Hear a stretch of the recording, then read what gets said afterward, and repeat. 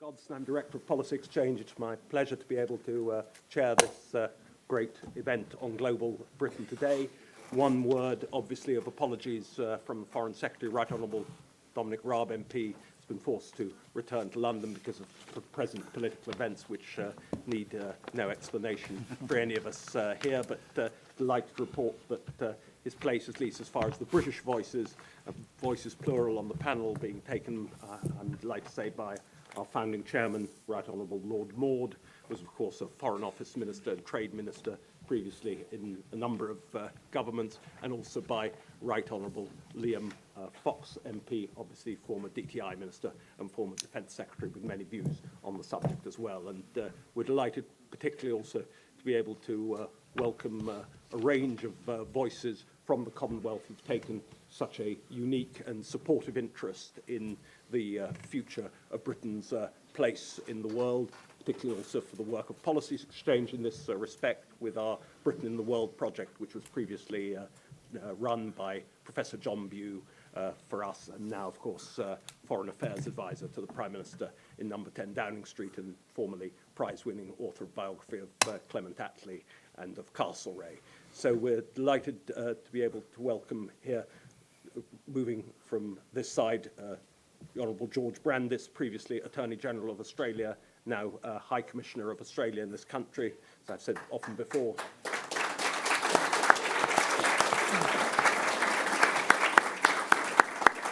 It's a golden era in terms of Anglo-Australian relations, in terms of the political dimension of our connection with Australia, particularly on the broad centre-right of the spectrum.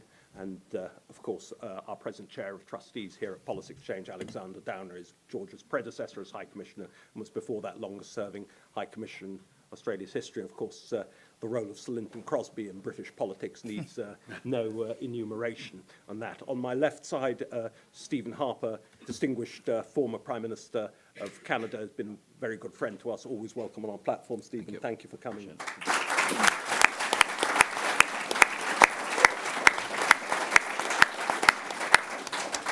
Tony Abbott needs no introduction from me after his outstanding keynote with us several weeks ago, and always welcome back on our platform. It's almost like a double yolk from a chicken having you here twice.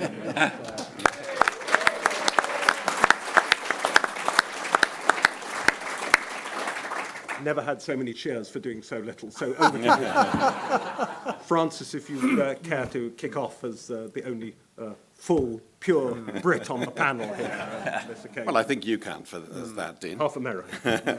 But look, thank you very much, and it's great to have this chance to speak, actually. My second event in this room this week. I did ask Dean whether it was all right for me to speak without wearing a tie. He said, well, you founded Policy Exchange as a modernising think tank, so it's probably appropriate.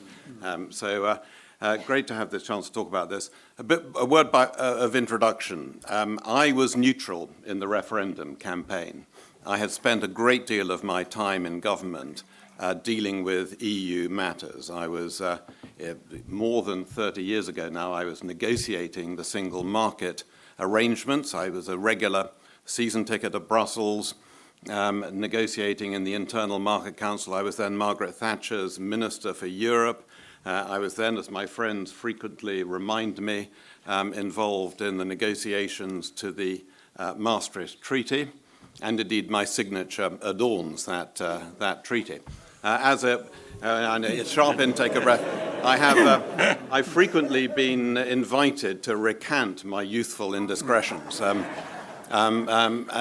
of course, it had to be signed by foreign ministers and finance ministers. I was then Financial Secretary of the Treasury. And my great friend Norman Lamont, who was Chancellor, he said, Francis, I think I'm going to be very busy that day, but this is your chance to put your footprints on the sands of history. Thanks, Norman. So look, and when it came to the referendum campaign, my last job in government had been as Minister for Trade, again dealing with the EU, attending the Trade Ministers' Council. Quite frustrating because it all works very slowly. You know, discussions about EU trade agreements. The Canadian one was not yet complete at that stage and quite bogged down. A whole lot of trade agreements very slow to happen. And I found myself very torn in the referendum. And I remember 2 days before the referendum happened, trying to imagine how I would feel in either event. And I thought, if it's a vote to remain, I'm going to feel a bit relieved and a bit depressed, because it'll be a lot of kind of same old, but possibly not as good. And if it's a vote to leave, I was going to feel a bit scared and a bit exhilarated. And I tried to work out why I felt that. And it was because I think that a vote to leave had some certain short-term downside simply through the uncertainty, because investment will be held back and has been held back because of people don't know what it is they're investing in many cases. But if I thought it was a vote to leave, there will also be potential upside opportunity. And those 2 words, potential and opportunity, are really important, which is why the title of this session, The Opportunity, is so important. Because when I thought about it more and analysed it for myself further, what I thought was membership of the European Union places a cap on a ceiling over what a British government can do to make Britain an ever better place to do business, for people to put their ideas, their energy, their technology to work. But it also puts a floor under what a crazy government, and without wanting to be too partisan in this, obviously a very non-partisan gathering, for example, a Corbyn government could do to screw things up. So what I was thinking was, actually leaving increases the delta between success and failure.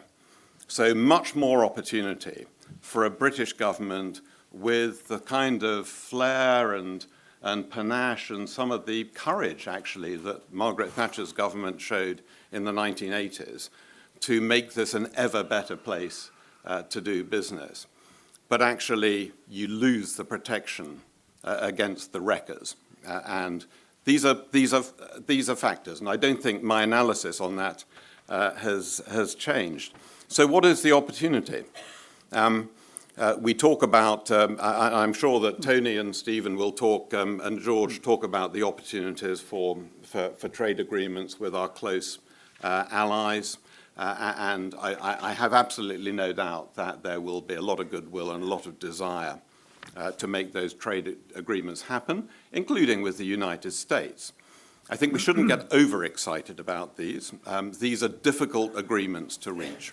And you have a lot of, there will be very different interests that Australia has from our interests, but as long as these negotiations are conducted by people who genuinely understand that this isn't a zero-sum game, who genuinely understand that increasing the totality of trade increases wealth on both sides, then it should be possible to do really advantageous trade deals with America.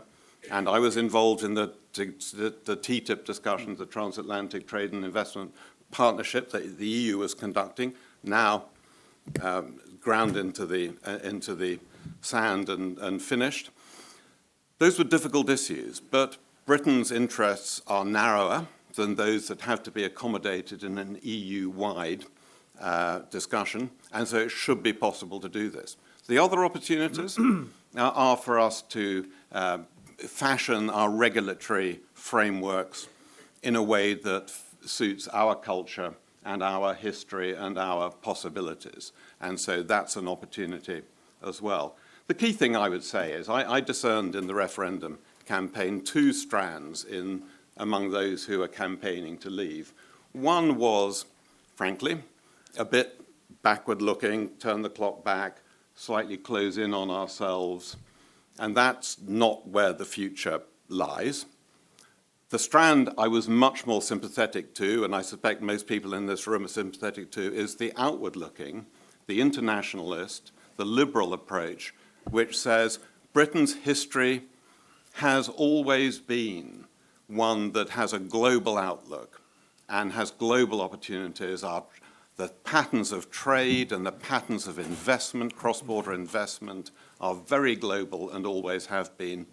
And we can carry that on and must carry that on and multiply it for the future. And that's the opportunity. Thank you.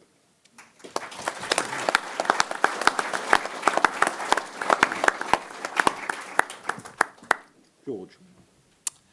Well, thank you very much indeed, Dean, and I agree with almost all of that. I think that the answer to the question posed by the topic today, Global Britain, the Great Opportunity, is of course it is. Of course it is. Global Britain is, it seems to me, a necessary and desirable corollary of Brexit. And one thing that has bothered me and slightly disappointed me in following the debate in this country in the last 18 months has been the understandable obsession with the day-to-day political dramas and intrigues of Brexit have tended to obscure or at least divert attention away from the bigger picture. Because the bigger picture is that once the United Kingdom unshackles itself from Brussels, there is a whole world of opportunity out there for you, which is there to be seized. And yet, there seems to be, at least among most opinion leaders, and I think most of the political class, a prevailing hesitancy or apprehension or even pessimism about what the future holds.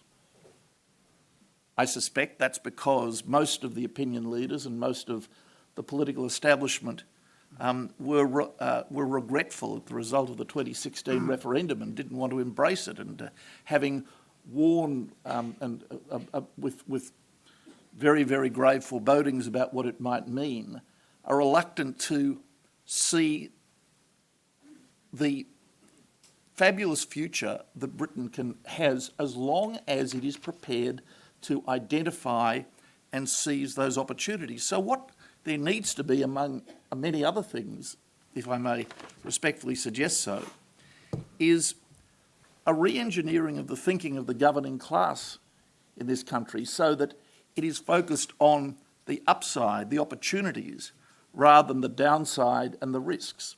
Mm-hmm.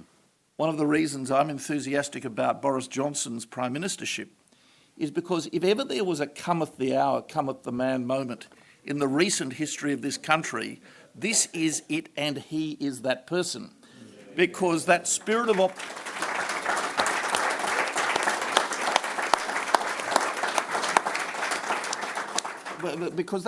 optimism that just drips from him is precisely, it seems to me, looking with the eyes of an outsider, the corrective that this country needs attitudinally, not just in policy terms, but attitudinally, just at the moment. Now, when you come out of the EU, and it is a caricature, an utter caricature of the Brexit case, that it is inspired by a spirit of Little Englandism. It's not. Those who oppose it, the Guardian reading classes, would wish it were so, but it isn't. Far from it. What it is an expression by the United Kingdom, or at least the majority of its people, certainly the majority of its people outside London, to embrace a global role once again. And integral to that, at the heart of that, is embracing the notion of free trade.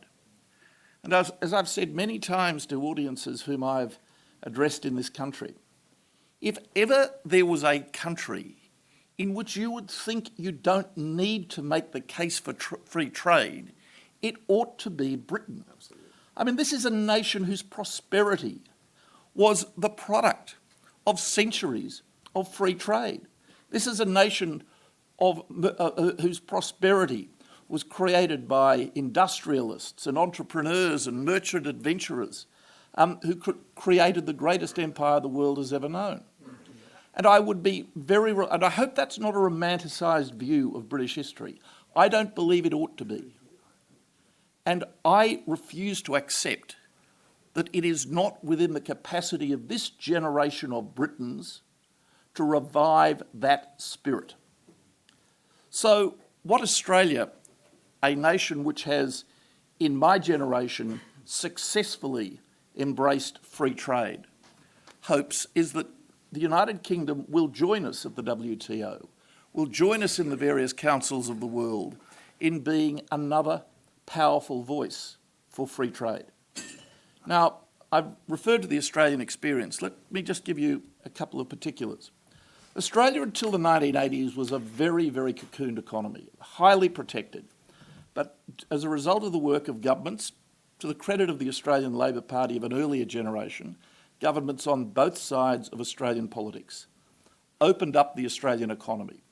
We opened it, we floated the dollar, we opened it up to foreign investment, we reduced tariffs, we liberalised the economy in every possible way. In particular, in the last 15 years, and more particularly still since Tony Abbott's election as Prime Minister in 2013, Australia has been extremely venturesome in entering into free trade agreements. The first significant free trade agreement we did was with New Zealand many years ago. But beyond that, approximately 15 years ago, under the government of John Howard, we completed a significant free trade agreement with the United States. Then there was a period of Labor government during which the free trade agreement discussions stalled somewhat.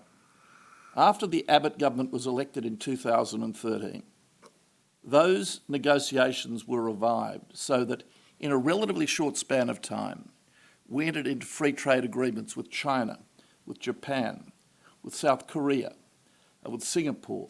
We've recently entered into a free trade agreement with Indonesia and many other countries as well. And, of course, in addition to that, the Trans-Pacific Partnership.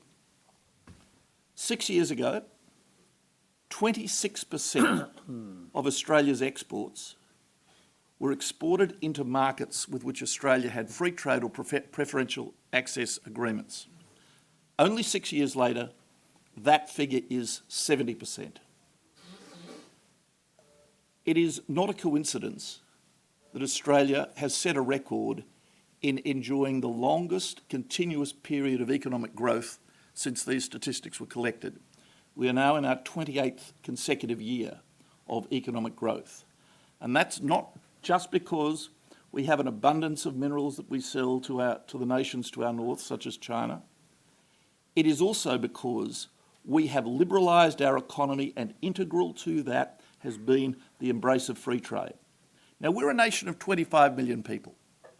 You're a nation almost 3 times our size. The Australian experience is an object lesson of what Britain can achieve once you unshackle yourself from Brussels.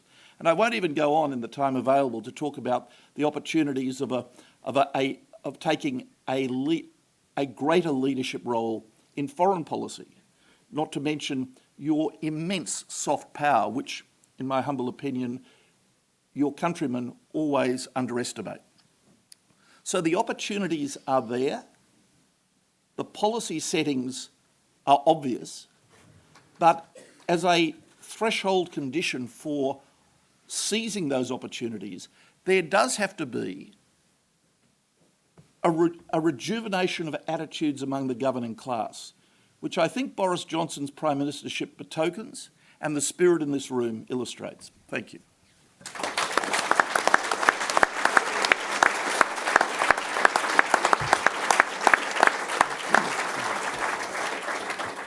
Stephen Harper.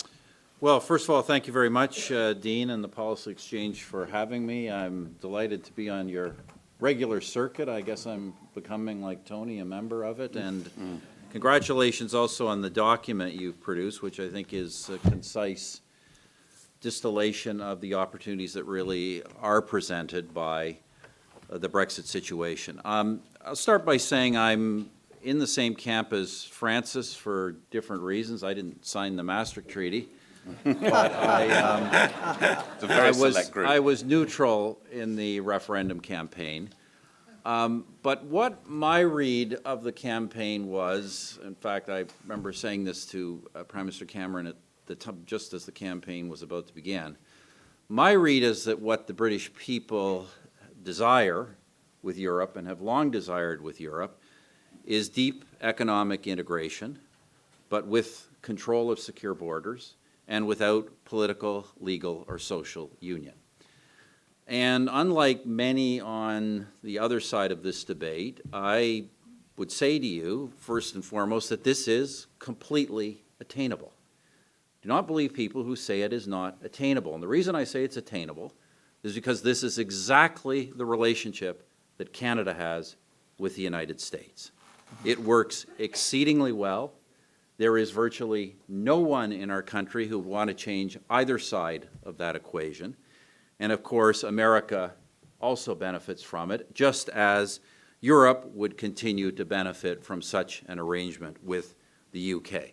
My own sense is that when push comes to shove, that the European Union will be more concerned with its own benefit than with punishing the UK as an end in itself. There is no reason, in other words, there's no reason, if it wishes, that Britain cannot, both here on the continent and globally, exploit the opportunities of a globalized economy as a fully sovereign and independent country. Countries much smaller than Britain have done exactly that and done it successfully. One that's in my hemisphere, a country that has emerged into almost, certainly middle income, almost higher income status, Chile has done that. United Arab Emirates, a very different kind of society, has done that. And most spectacularly, of course, one of the smallest countries in the world, Singapore, has done this. I could also mention, I think it's worth mentioning, the global trade network that my government created in Canada. We have free trade arrangements now with most of the hemisphere, certainly most of the big countries in the Western Hemisphere. We have with much of the Asia, particularly Asia Pacific, through the Trans-Pacific Partnership. And of course, we have free trade agreements with both the European Union and the European Free Trade Association. So the question for the United Kingdom, I think, and once again I'm kind of back on territory that Francis broke, is not whether these things are possible. It's ultimately whether the UK wishes them to be so.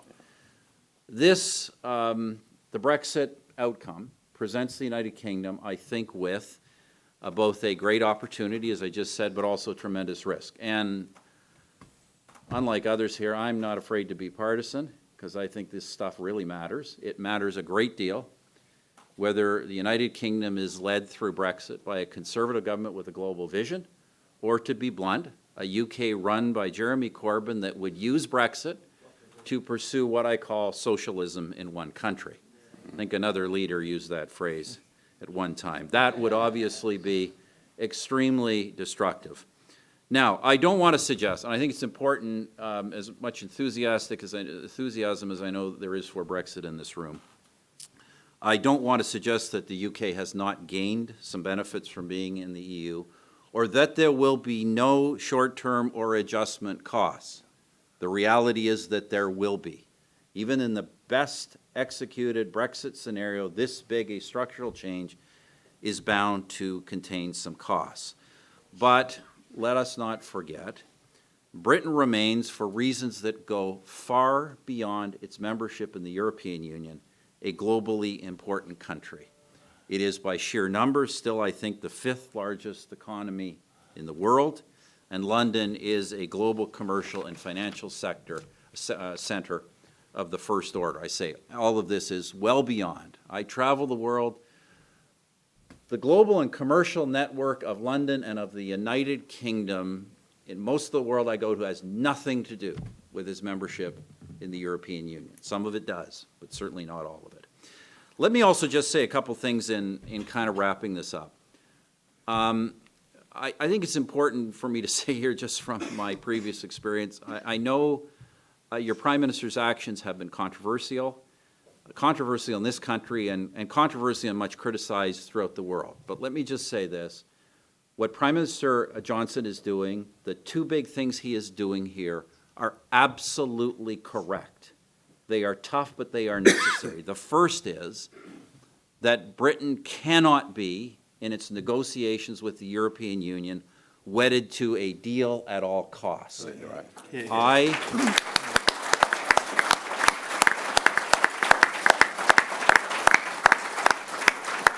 I negotiated a deal with the European Union. I negotiated many other deals. And, you know, look, I just tell you, it's a rule of negotiations. If you cannot walk away from the table, you can never get a good deal. So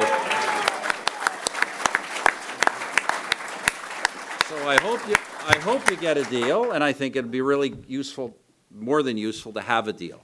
But unless you're prepared to do what the Prime Minister said he's prepared to do, you're not going to get there.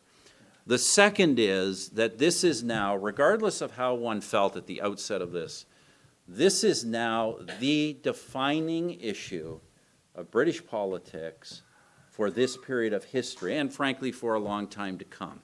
And it is particularly a defining issue for this party, the Conservative Party. And when you get into issues that are of this historic significance, you cannot, at critical moments, tolerate division at high levels. You simply cannot. The Prime Minister must have the party fully behind him, and he is right to take all of the steps necessary to secure that at this time in history.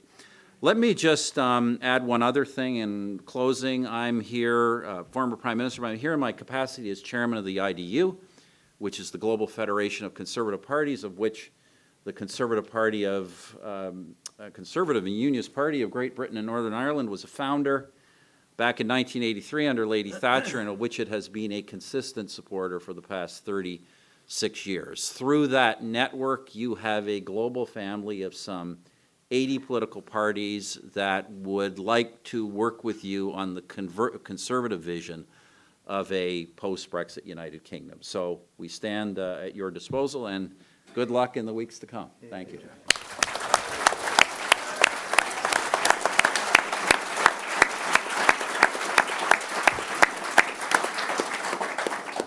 Beat Pat, Tony. Well, Stephen, wonderful to have the chance to follow you. And I should begin by saying that in your presentation just now, you've shown the strength and the clarity which made you an outstanding Prime Minister of a great country. Now, as you pointed out,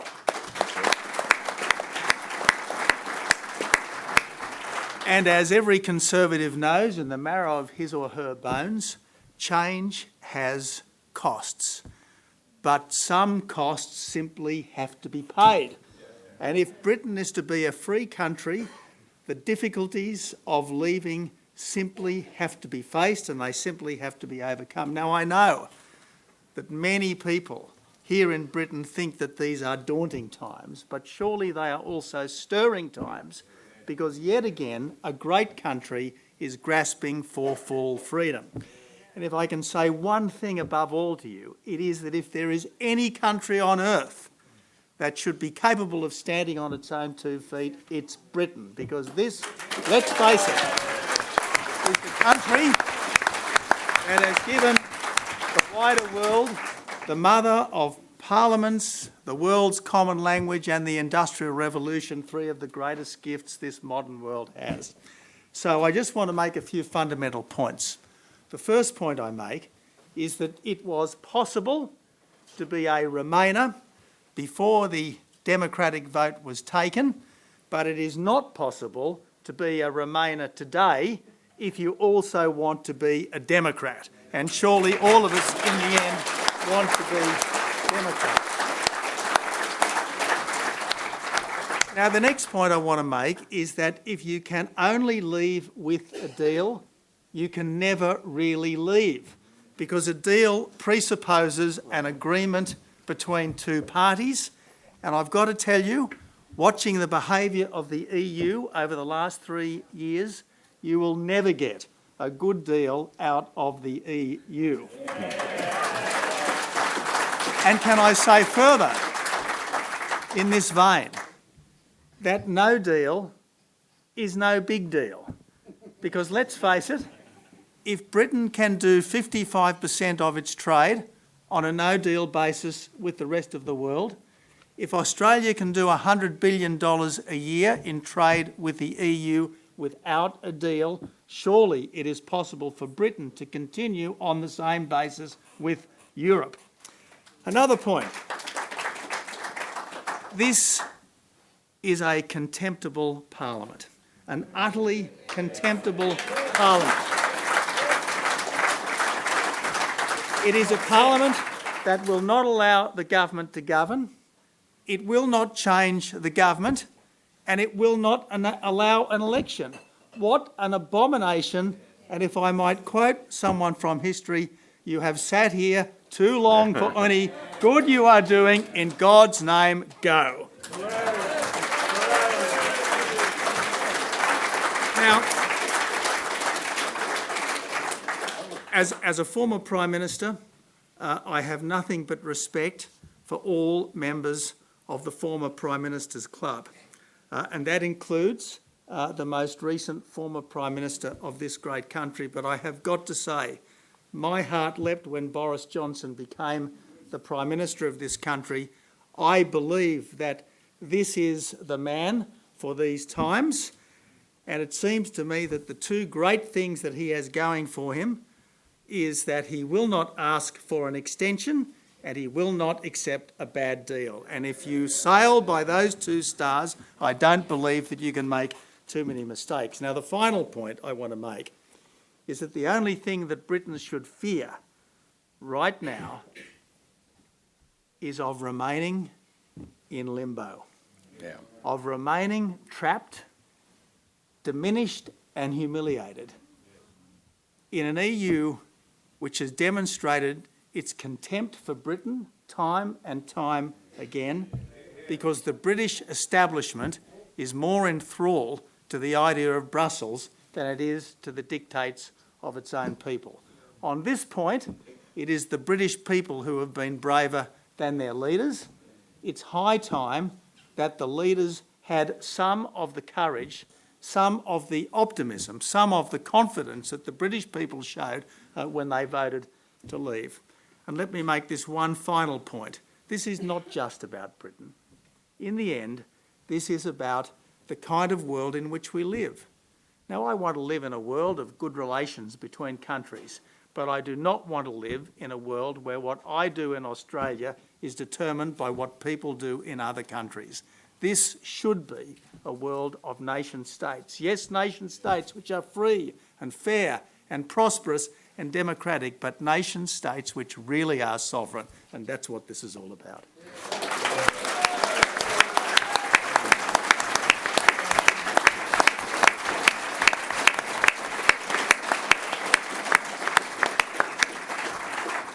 Liam, thank you for stepping in at the last minute. Foreign Secretary, the last word to you. Well, thank you. I can only think of the levels of apoplexy going through the FCO at the moment when they found out I was standing in for the Foreign Secretary for this particular session. I'd like to just say to Tony Abbott how much I echo some of the things that he said. I was sitting in Parliament, sitting beside one of my colleagues, and talking about the contempt I felt for the way that Parliament was dealing with this whole process. And he said, you can't have contempt for the House of Commons. I said, I don't have contempt for the House of Commons. I've got contempt for this House of Commons. The House of Commons decided that it couldn't make a decision on European policy. It said, therefore, we will let the people make the decision on European policy in an exercise of direct democracy that will trump the exercise of representative democracy. And they promised that they would implement the result of that referendum. And then we had a general election in 2017 where 80% of the MPs, Labour and Conservative, were elected on specific manifestos to implement the result of the referendum. And we all know that many of them came back with a premeditated attitude that they were not going to do what they themselves said in their manifesto. And they wonder why people in this country have a diminishing faith in their elected representatives. And I think that we now need to understand that the biggest risk to our political stability is not delivering Brexit at all. One of my highly placed French colleagues, who is a super pro-European, said to me, Liam, you now need to leave the European Union. I said, why? He said, because the fragmentation in French politics, including the breakup of the major party support and the rise of the far right, came when we did not respect the result of the 2005 referendum on the European Constitution. It was the beginning of all that we have seen in French politics, and I would not like to see you go down that route in the United Kingdom, and neither would I. So I think the question for us is, why do some of us feel we have to leave the European Union, and what do we put in its place? Now, I was never a leaver because of money. I was never a leaver because of immigration. I was a leaver because of the Constitution. Because as a citizen, I want to decide who makes the laws that I have to live under. And when I tried to explain that on CNN television, they said, how would you explain to an American audience what you mean by that? I said, well, how do you fancy having a court that sits in Mexico City or Ottawa that is able to tell the Supreme Court in Washington what it can and cannot do? They said, oh, we'd never accept that. I said, well, that's an understanding of where we are. I also think it gives Britain a chance to reorientate ourselves in terms of foreign policy to where our natural interests lie. And I think that effectively lies in the Five Eyes countries, probably plus Japan. Mm-hmm. I think they're the countries that share our worldview, who share our view of where the threats lie, who share our view of where we need to confront those countries that have a different global view from we have, and who ultimately will go from opportunity to challenge to potential threat. And we need to stick to those who believe in the same worldview and the same values that we actually have. And can Britain improve our performance? Well, yes, we can in the terms of trade. As Tony just made the point, we already trade 56% with the rest of the world and 44% with the EU. That's going up year on year, not because our trade with Europe is becoming less, but the rest of the world's growing faster and will continue to grow faster than an over-regulated, highly legalistic European view of trade that exists at the present time. And there are two essential views of global trade. There's the European view of harmonization, and harmonization is not there to, as they say, provide a level playing field. It's there to make sure that no one has a competitive advantage over anybody else, which is a very different view from Britain's traditional view of free trade, and is actually in conflict with what we saw at the WTO ministers' meeting that we had in Argentina, where almost everyone else in the world said, we don't want to go down this highly legalistic, highly regulated view of trade. What we want is equivalence. We want it based on outcome. We don't want to diminish standards, but we want to find different routes of getting to them that allow the efficiency of the market to dictate what the best way of achieving those results are. And it's a very fundamental difference in view. And it largely comes, I think, from the European view of law and the British view of law and what was the British Commonwealth view of law, which is quite different. We also need to look at what we sell.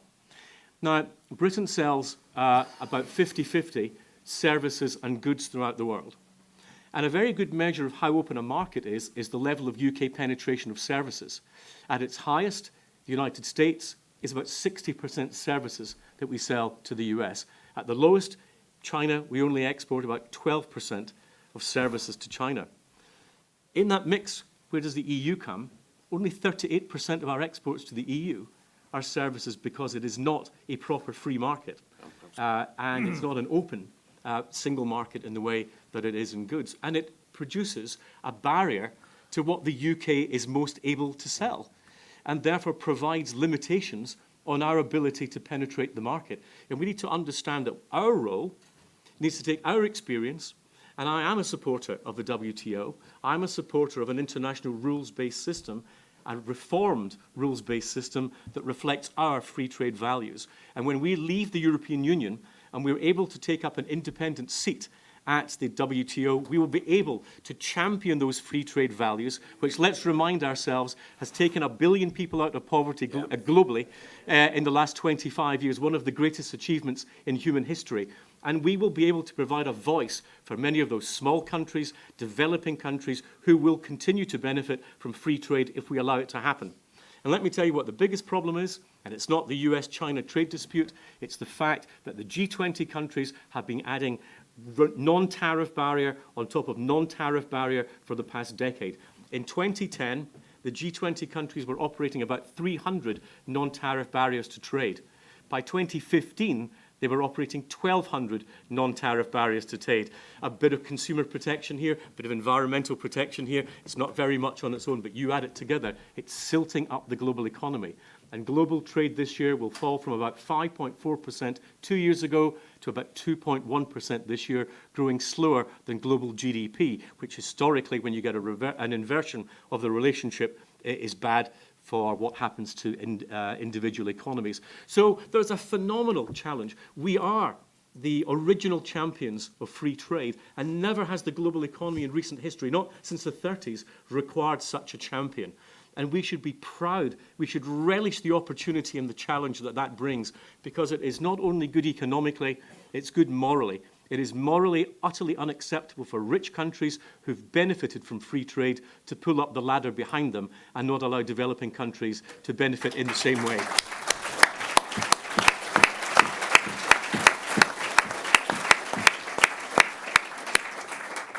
Five outstanding contributions, a very enthusiastic audience. I'd just like to get a flavour to see how many questions we're going to have, just if I can have a show of hands to see who's coming up. So if I disappoint anyone in that great pleather, I hope they won't mind.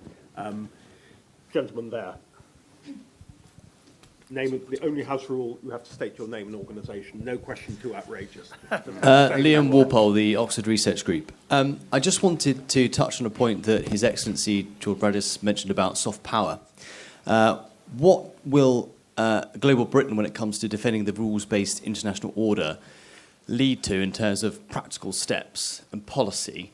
Will it mean, when it comes to trade deals, for example, that we are more forceful in terms of appliance to human rights, etc.?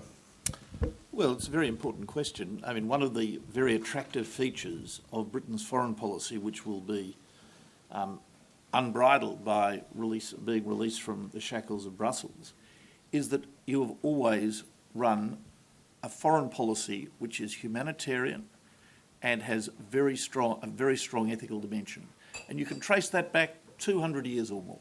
It's when Britain led the world in the abolition of the slave trade. Now, don't underestimate the extent to which Britain's authority and reputation in the world is, at least in part, a product of respect for the character of its foreign policy. And that is seen in a number of respects today as well. I know in Australia, one of our think tanks, the Lowy Institute, recently conducted a survey about the brands of the various nations with which Australia trades. Far and away at the top, the most trusted nation in the world, in the eyes of Australians, was the United Kingdom. And that is because, in large part, because of your soft power, because of the nature of your foreign policy, because of the way in which, for example, you do international development assistance, which is one of the most generous, and I know there's an argument about the way in which it's configured, but nevertheless, the generosity of your foreign policy is something that the world acknowledges. So those of, and as well as that, and let me just sort of mark this point without elaborating upon it, neither should you underestimate the prestige and authority of the Commonwealth as a network of nations that admire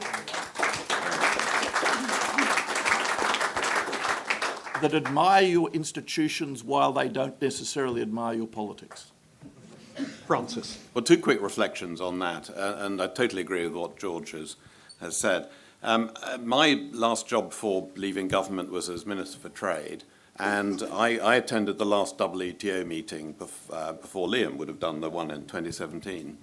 And one of the annoying things you hear said about us leaving the EU is we're not going to be at the top table. You go to the WTO meeting representing the government of the fifth largest economy in the world, and not only are you not at the top table, you're not at the table at all. So the British voice promoting free trade and the value of free trade is so diluted because it's represented through an EU of then 28 countries, that the voice is lost, and that's a real loss. The second reflection on my time as trade minister was travelling around the world, is you are struck again and again by the respect there is for Britain and the goodwill there is towards Britain. And this is right across the world, whether it's in the Commonwealth, wherever it is very, very strong. And respect for our diplomacy, for our status in the world. But I have to say that what has happened over the last 3 years when the vote to leave the EU has not been translated into action to leave the EU has diminished that respect. You hear our allies saying, what's happened to the Britain that we used to know? Which is why it is now absolutely essential that we get this done and get it done in good order and really quickly, because that respect, it will rebuild for sure, but we can't damage it any longer.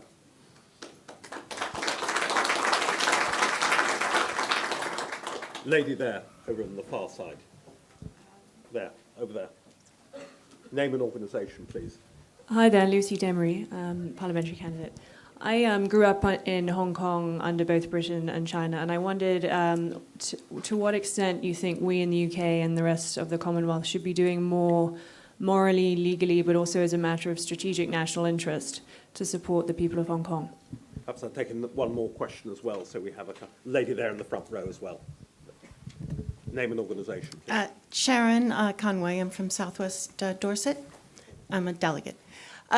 Maybe I'm showing my Brexiteer economic ignorance, but prior to the election, or prior to the referendum, there was quite a bit of attention paid to the economies of Greece, Italy, and Spain, and the possible collapse of their economies.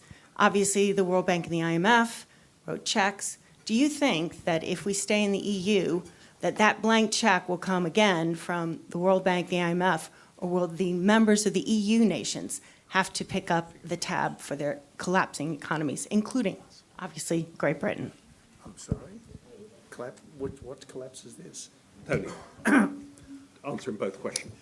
Oh, well, look, on Hong Kong, I think it's imperative that free and decent countries say to the government of China that they've got to respect the agreement that was made for one country, two systems, and any departure from that agreement, any Tiananmen style crackdown in Hong Kong, I think has to have serious consequences for China.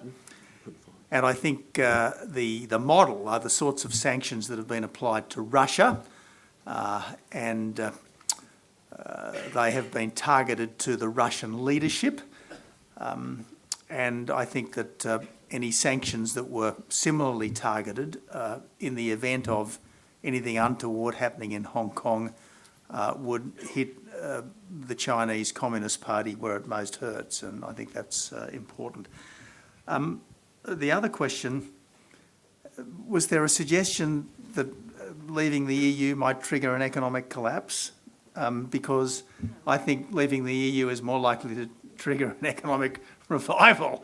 And look, part of the problem with the EU has been the attempt to impose Europe-wide over-regulation on a country which is instinctively individualistic and have a go, like the United Kingdom. And I think the idea of Britain being subject to the dictates of an unrepresentative democratic deficit in Brussels, I mean, that's, as I think you said, Liam, the best reason for leaving the EU is that British people should control Britain's future. It shouldn't be subject to anyone else. Liam. It's absolutely unavoidable when Britain leaves the European Union that it will have an effect on the European Union itself. At one end, it irritates my German colleagues when I say to them, once we've left, you realise that Germany will become the greatest ATM in global history. How long German taxpayers are willing to put up with that, however, is a different question. When I worked for Margaret Thatcher, she used to say, Europe is built on the coincidence of two interests. By Europe, she meant the EU. She said the French are terrified of the Germans, and the Germans are terrified of the Germans. But one day the Germans won't be. Yeah. And that would be the beginning of change in the structures in Europe. And I wonder whether in contemporary German politics we're getting to something of that today. It was always to the economic advantage of Germany to keep the euro as an undervalued currency, which is one of the reasons I think so much effort was made to keep Greece actually inside the European Union, notwithstanding the short-term costs of doing so. It meant that German business was able to trade internationally and export with a currency that was worth much less than a German independent currency ever would have been. The result of that is that Germany, in terms of its GDP, 47% of German GDP is accounted for by exports. which actually is a very, very high number by any global comparisons, and has made Germany very dependent and vulnerable, in fact, to changes in any regional economy, as we've seen recently with the downturn in Chinese imports, which have had a huge impact on the German economy. Britain, by contrast, has set a target of 35% of GDP from exports, which we think makes a sensible balance between the ability to stimulate the domestic economy to create demand and dependence on outside. So there are going to be changes in Europe, and there'll be economic and there'll be political. But I think that there has always been an essential difference between Britain and our European allies. And I think it's this. We joined an economic project. We never thought we were joining a political project whose destination was ever closer union.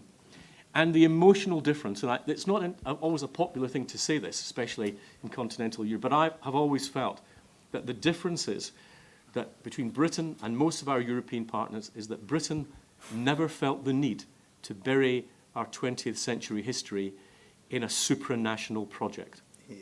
And I think it explains why we have always had a different emotional approach to the European project. I understand why our colleagues in Belgium and Holland are actually emotionally upset about Britain leaving the European Union. And I've tried to explain to them that for us, it was much more transactional. It was about being part of a common market. We never bought in to having our laws made by foreign powers beyond our own control. And for Britain, especially with our 20th century history, that was never anything that in the long term we could stomach.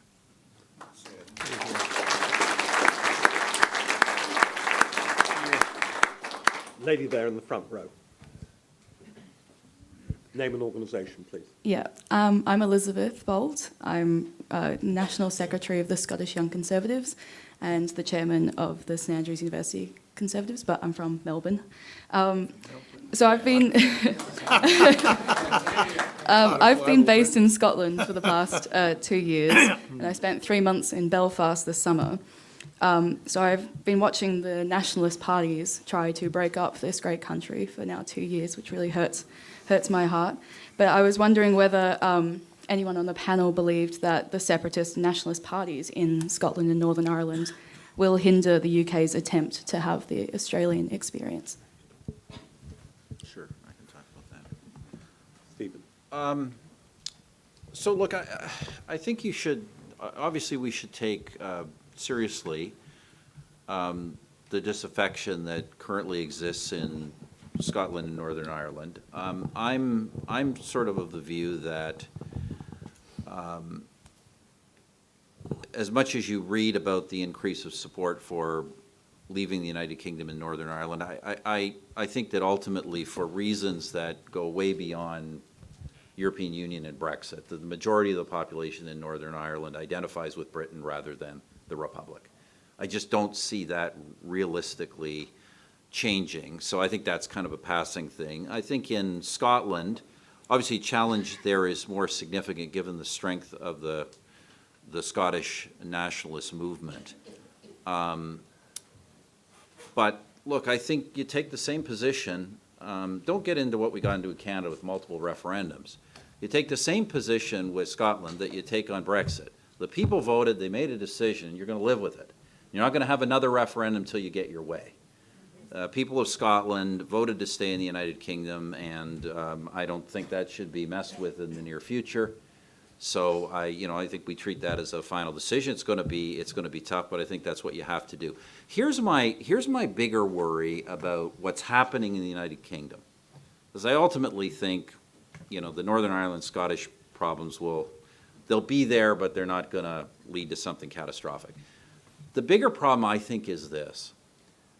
If, you've got in this country the left that has been radicalized by Jeremy Corbyn and his lot taking over the Labour Party. If you have a situation now, I don't think it matters what your original view was in Brexit. If you have a situation now where essentially, and there's no other way of putting it, through elite conspiracy, the will of the people on Brexit is overturned, you will radicalize the right. And what you will have long-term in this country is what I call the Ulsterization of your politics. And it will lead to very dangerous outcomes, which is why not only Brexit now has to be done, but quite frankly, the constitutional norms that are being violated in this country by the Fixed Term Election Act, by the actions of the Speaker, and frankly by the actions of your Supreme Court also have to be fixed when this party gets a majority in the next Parliament. Well said.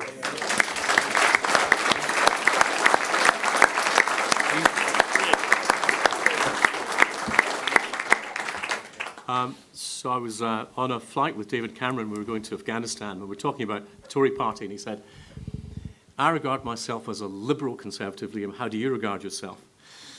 And I thought, okay, this could be career-changing. I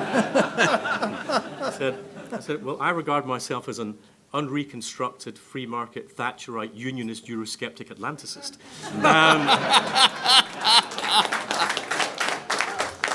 For which there was a considerable silence. So the union to me is really precious. As a Scotsman with an Irish name and an English constituency overlooking Wales, I think I've got a fair claim to that. But I'd say two things. I'd say, first of all, we need, as a party, to differentiate between patriotism, the love of your country. I'll support Scotland at rugby, which was great yesterday, but not so good last week. But I have no problem being an absolutely staunch defender of the United Kingdom, because it is possible to have more than one affection at the same time. But we should absolutely draw the line between patriotism and nationalism. Nationalism, which is very often based on your dislike or hatred of someone else. That is a negative and destructive attitude to have, and we've seen it across geography and history. We know exactly where nationalism can take you. And I would just say this about the Scottish nationalists. They don't like the referendum if you vote to stay in the United Kingdom. They don't want to respect that one. They don't want to respect the referendum if you decide to leave the European Union.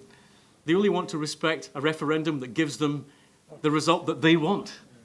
And the message to everybody, including following the European referendum, is democracy only works if the losers accept the result as well as the winners.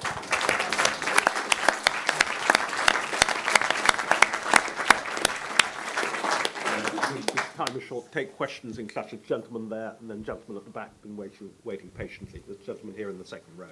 Name and organisation, please. Hi, Jeff Final of no particular affiliation beyond the Conservative Party. I just want to say a number of you have remarked on the disgrace that is the current House of Commons, notwithstanding yourself, Liam, holding things up and obviously creating something of a barrier at the moment. We have a couple of people on the panel who are world leaders who were very, very successful and effective. Particularly, Stephen, you were prepared to prorogue Parliament in order to overcome certain difficulties during your tenure. I'd like to ask about the legitimate use of executive powers when we have a legislature that cannot make up its mind about the central issue in modern politics. Two more questions at the back. There's two people who've been waiting patiently at the very back, of the room. Name and organisation, please. Good afternoon, Robert Smart, councillor from Eastbourne and former international businessman. We have an esteemed panel with lots of diplomatic negotiating experience. My question really is about timescale of deals. Deals, there's no such thing as no deal. Boris is going to apparently perhaps negotiate a deal in 2 weeks. We've had the experience cited to us by Remainers of the Canadian EU trade deal, which took apparently quite a long time. The Australian experience is rather different. Is this an issue of bloody mindedness amongst parties, or is it the civil service getting in the way? I would appreciate the comments from our Commonwealth allies. Gentleman next to you. Name and organisation, please. Miles Holder, delegate from North West Hampshire and member without portfolio of the Southampton University Conservative Association. With Germany technically in a recession, Italy on the brink of a recession that would bankrupt the Eurozone, and the United Kingdom set to resume their own destiny as an independent sovereign nation, In 20 years' time, do you see Europe being still part of the European Union, or as a collection, once again, of independent sovereign nation states? George, do you want to answer the question there about executive power as a former Attorney General of Australia, as well as diplomatic? I want to be careful because I don't want to reflect on the decision of the Supreme Court, frankly. The power to prorogue the Parliament is a well-established power. You instanced Stephen Harper's prorogation of the Canadian Parliament. In 2016, Prime Minister Turnbull prorogued the Australian Parliament. I wrote the advice on the basis of which that prorogation was decreed. It may have been politically controversial, but it was not constitutionally controversial. The power, the exercise of the prerogative powers of the Crown in parliamentary systems on the advice of the Prime Minister is a well-established constitutional orthodoxy, and I don't want to go beyond that.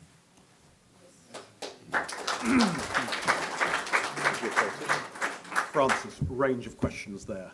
Well, I mean, the question on the time taken to do deals, is that all the fault of the civil service? Well, look, I mean, I've been very critical of the civil service as an institution. I was the minister responsible for 5 years. But I think we have some of the best civil servants there are in the world. It's just institutionally, it doesn't work, I think, brilliantly. I think things happen at speed when politicians make them happen at speed, when you stay on the case, when you do not allow things to go in the sand. And it's really, really hard work. All of these, the distinguished former prime ministers know that things don't happen spontaneously. As a political leader, you don't make things happen by making the announcement. You make things happen. We now have a business. We work with other governments on how to save money, cut costs. Our mantra is working out what to do is 10% of the challenge. It's often not easy, but it's only 10% challenge. 90% is working out how the hell are you going to make it happen? And in a government, it's really hard. So look, I mean, politicians have to drive these things. Just a quick word on the future of the EU. What's it going to look like in 20 years' time? No idea. But that it is not sustainable.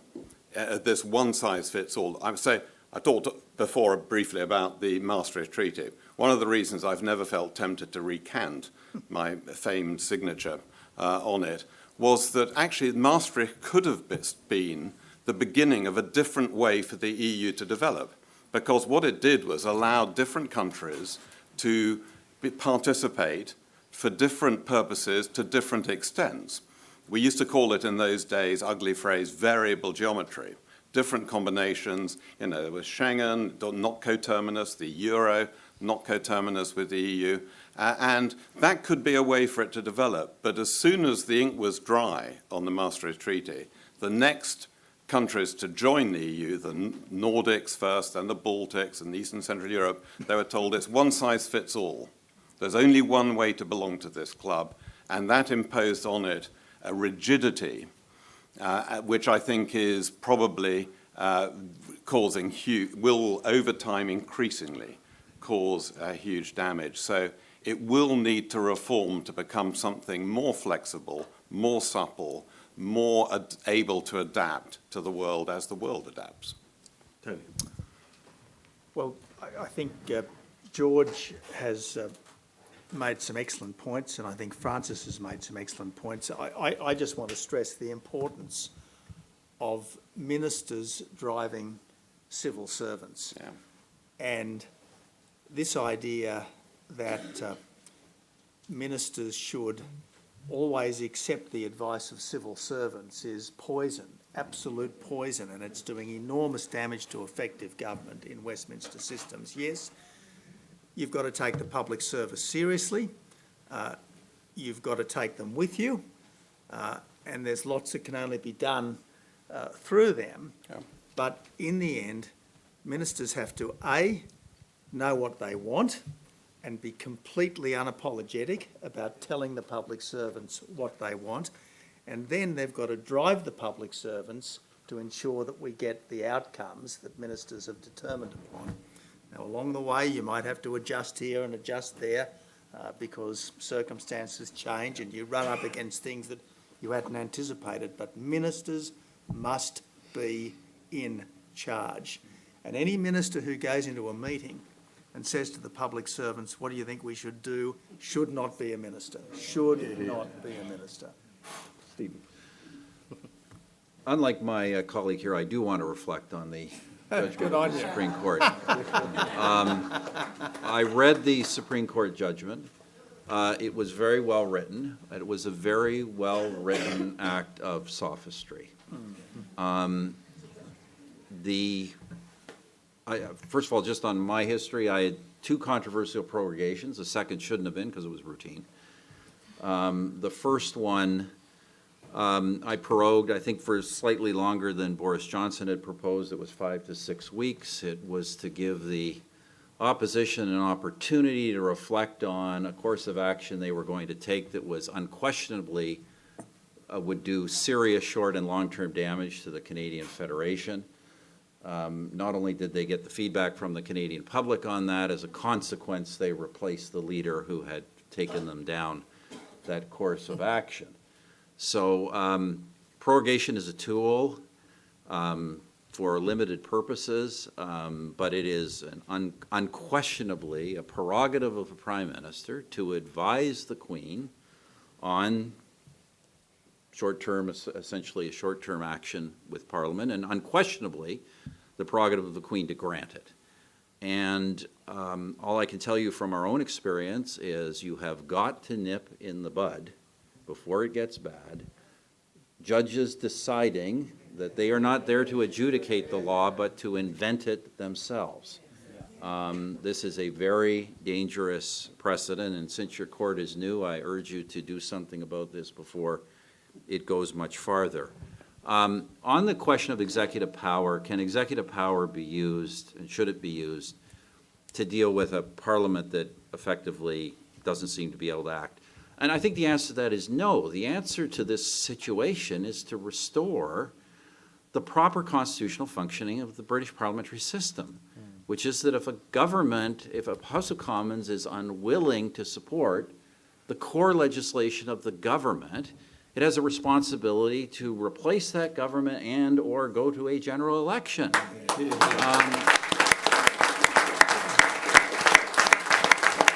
This notion that you can pass legislation to try to put in law what the Prime Minister's political opinion should be, and if he doesn't do it, hold him legally accountable but not remove him from office, is a ridiculous position. This is just inherently dysfunctional in our system.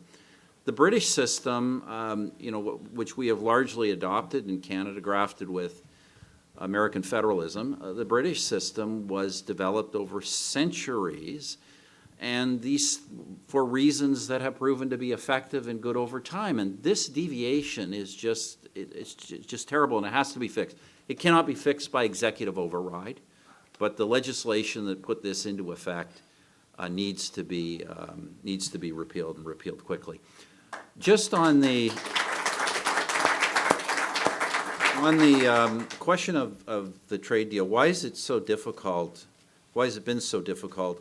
Look, in Canada, we had 2 years of pre-study, 7 years of negotiations, and 3 years of implementation to get a trade deal with the European Union. So these things are not easy. This one shouldn't be as complicated because essentially you already have a free trade framework with the European Union, which frankly Brexiteers are not proposing to change significantly.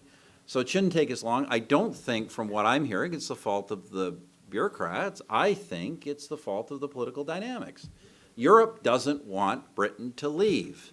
And as long as there are people in this country who say we can only leave if the EU gets a veto via a deal, then of course you can't get it done, or you can't get a reasonable deal. So the problem here has been people who not only don't accept the referendum result, but have consistently tried to undermine Britain's negotiating position going forward. And by the way, power to your Prime Minister calling this Act of Parliament the Surrender Act. It's exactly what it is. And when I'll tell you something.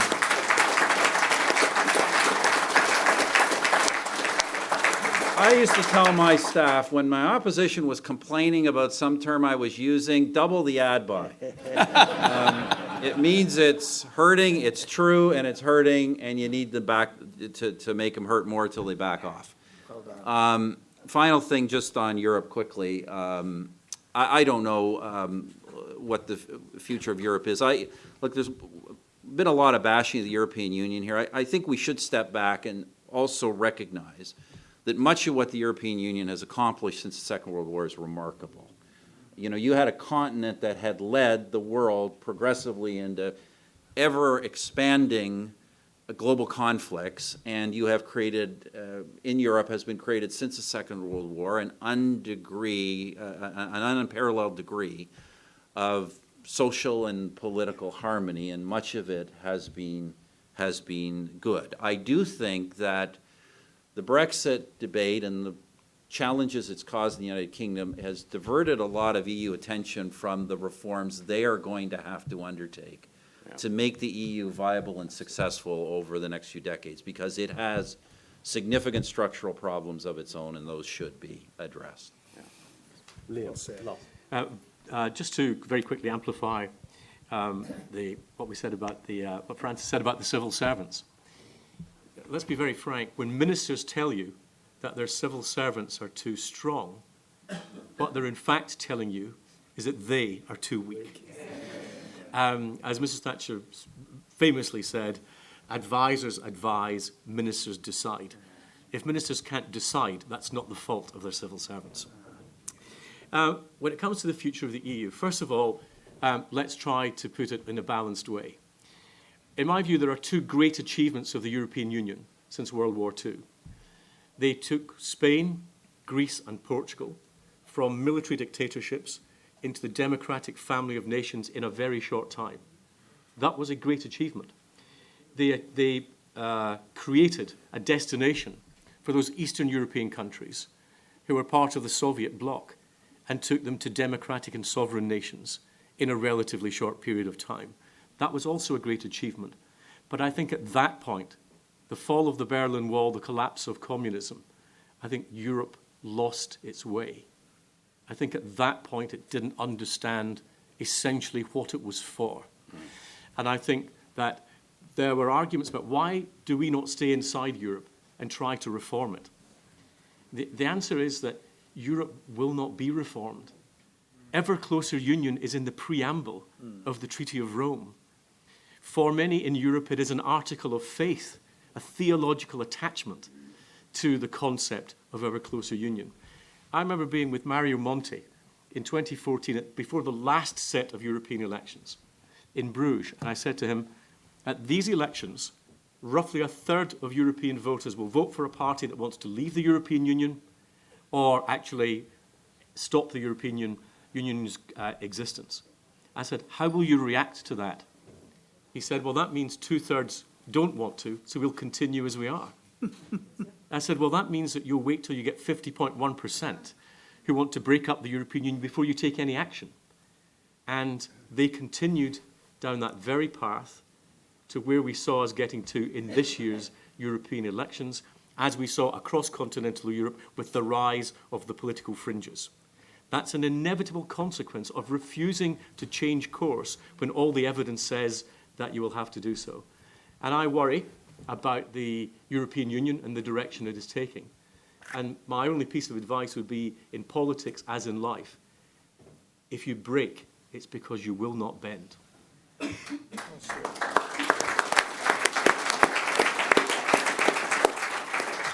Before winding up proceedings today, I just want to say that further copies of Making Global Britain Work, our manifesto for future foreign policy, written by the Policy Exchange team, further copies there at the back. Also to say a particular pleasure to mention that Stephen Harper's book, right here, right now is also available now, and an outstanding read. I commend it to all as one of the preeminent centre-right leaders in the world today.